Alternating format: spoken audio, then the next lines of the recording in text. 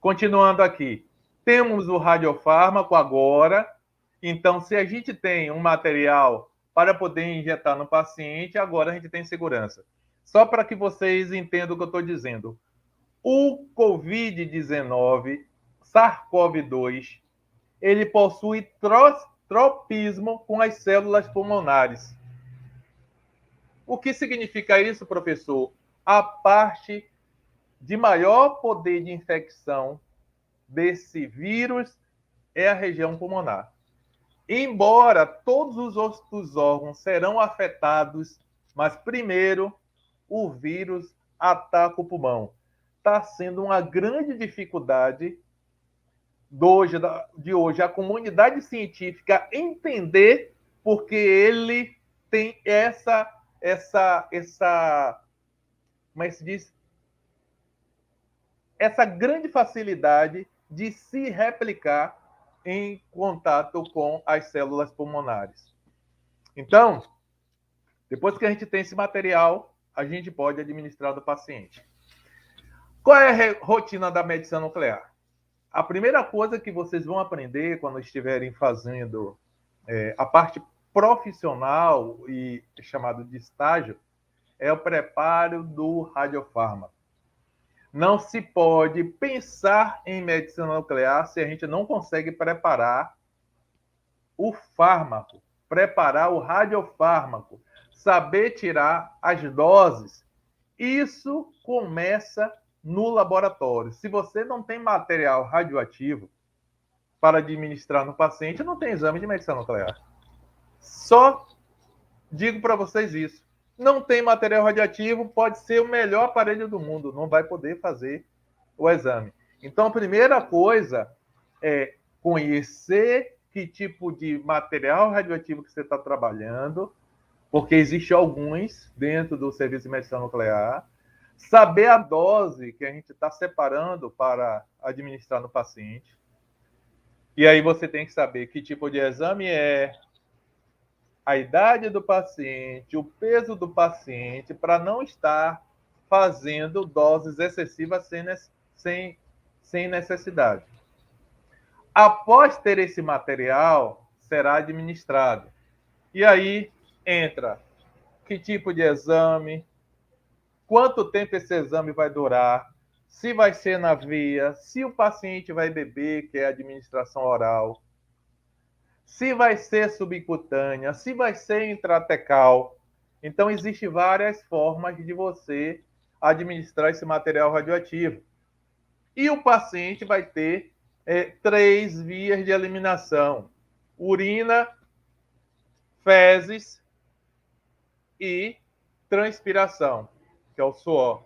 Então, ele, por esses 3 mecanismos, ele já vai ajudar a esse material decair muito mais rápido. Uma coisa é você usar o material e deixar ele no laboratório, ele vai ter a sua meia-vida, mas quando ele entra em contato com o organismo humano, a meia-vida é acelerada por conta do nosso metabolismo.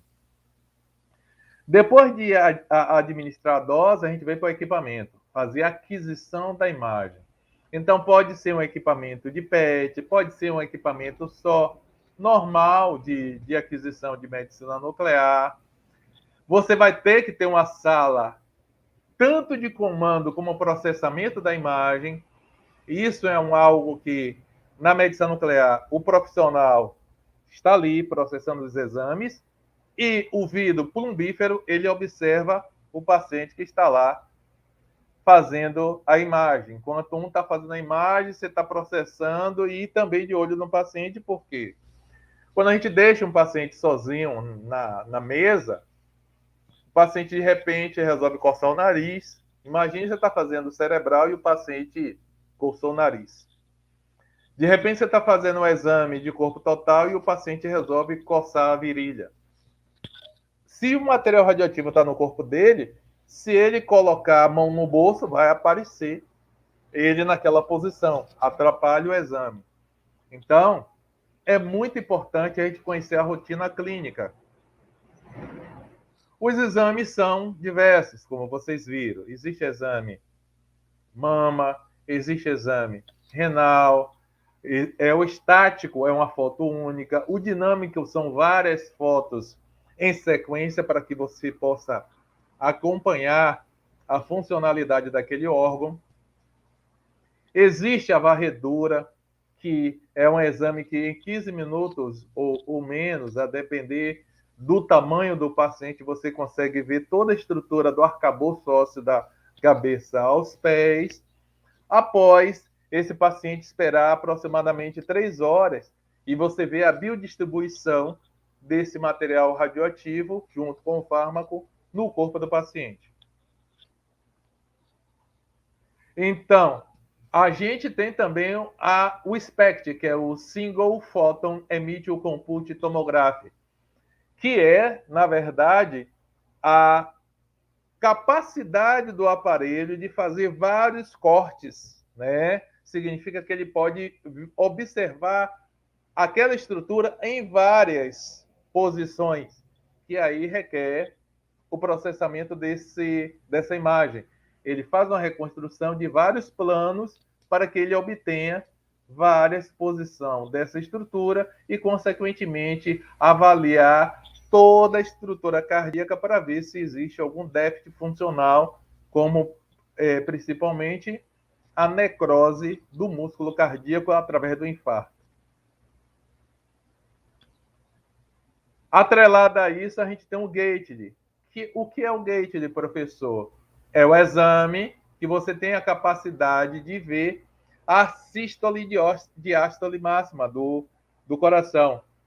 Com esse mecanismo, a gente consegue fazer um mapeamento se o coração está fazendo a dilatação máxima e também a sístole máxima, porque isso é uma capacidade de fazer com que o sangue circule e possa operar a biodistribuição de tudo que o organismo necessita através da homeostase biológica. O equilíbrio biológico acontece justamente por conta dessa máquina, que é um dínamo, o coração, fazendo toda a biodistribuição dos elementos que estão na corrente sanguínea, alcançar o objetivo, que é marcar e levar os componentes de necessidade que cada órgão precisa.